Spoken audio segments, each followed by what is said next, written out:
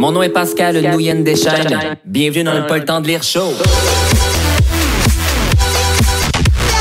C'est le rendez-vous de ceux et celles qui ont compris que leurs oreilles n'ont rien envié à leurs yeux.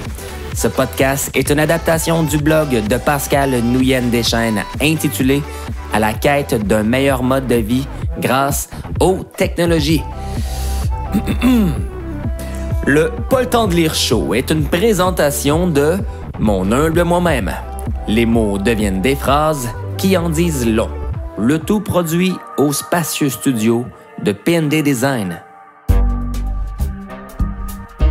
L'article d'aujourd'hui: pourquoi ne sais-je pas ce que je veux pour Noël?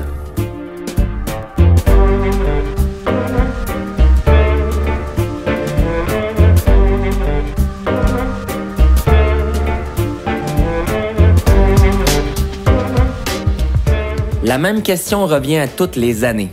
Pascal, qu'est-ce que tu aimerais avoir pour Noël? Me demande ma mère à l'autre bout du fil. Chaque année, je dois me rendre à l'évidence et arriver au même constat. Je le sais pas. Pourtant, il y a tant de choses que je désire. What the fuck? Ça devrait en être une facile, ça, non? Cette question en révèle une plus grande que celle concernant un cadeau de Noël. Je pourrais la reformuler ainsi. Qu'est-ce qui me rend heureux en général? Je me rappelle que le but d'offrir un cadeau est de faire plaisir à ceux qu'on aime et apprécie. Alors pourquoi est-ce si difficile de savoir ce qu'on aimerait recevoir ou donner? Entre dans cette épopée de Noël Leif Van Boven. Leif n'est pas un DJ minimal tech underground du sud-ouest de la Suède. Non.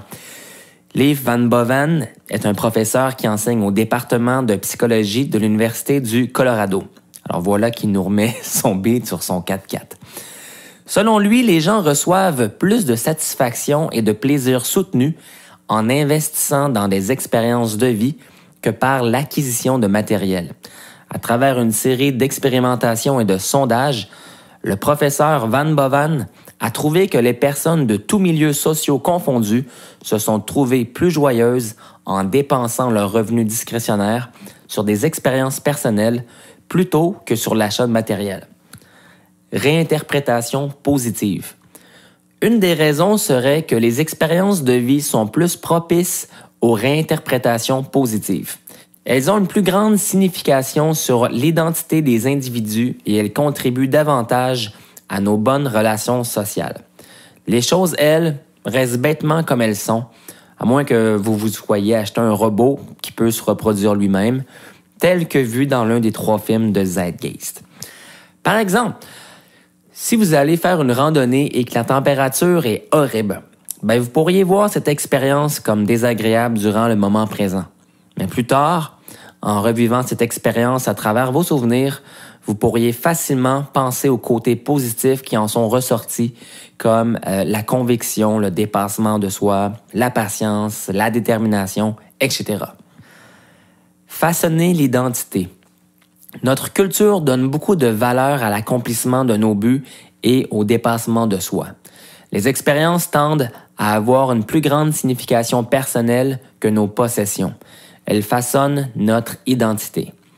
De plus, le fait de parler de nos relations avec la vie autour de nous est plus agréable à partager et nous aide à bâtir des relations interpersonnelles plus serrées qui sont elles-mêmes associées au bonheur. Il est effectivement plus divertissant de discuter de nos expériences que de ce qu'on possède. Alors, c'était le segment théorique de ma petite histoire. Continuons. Je suis bien d'accord avec le docteur Van Boven, mais ça ne règle pas notre problème de question de cadeau de Noël. Alors, lect. Nous pourrions dans ce cas demander un cadeau de Noël qui a le potentiel de nous procurer une expérience positive. Ça n'arrête pas de banaler ici.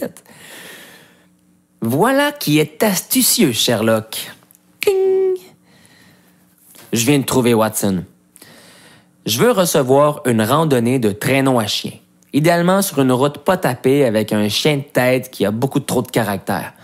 Un truc là qui peut mal tourner au milieu de la jungle hivernale entre 2 meutes de loups qui protègent leur territoire. Et voilà, ça c'est un cadeau de chef, Lec. Il suffisait de se poser la bonne question. Alors, je vous souhaite un joyeux Noël et bon temps des fêtes à vous tous. Cheers!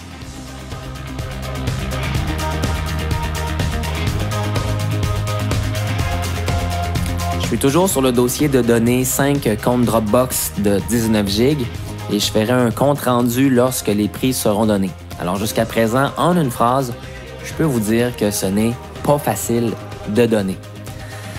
Une petite question. Avez-vous demandé un cadeau expérimental, vous, cette année? Et au niveau des crédits, cet article a été inspiré et adapté de... Curieusement, aucun auteur n'a été mentionné, mais vous pouvez tout de même trouver l'article original sur le Science Daily et le lien exact est sur le blog.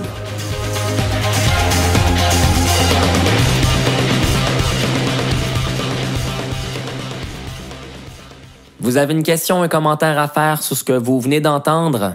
Je vous invite à me rejoindre au pnddesign.ca/blog et de là, vous pourrez trouver facilement cet article qui s'intitule « Pourquoi ne sais-je pas ce que je veux pour Noël ou ni pour ma fête ?» C'était le Pas le temps de lire show du blog de Pascal Nouyen-Deschênes, à la quête d'un meilleur mode de vie grâce aux technologies. Merci d'avoir été de ce 10e rendez-vous et on se recroise à très bientôt. Bye bye.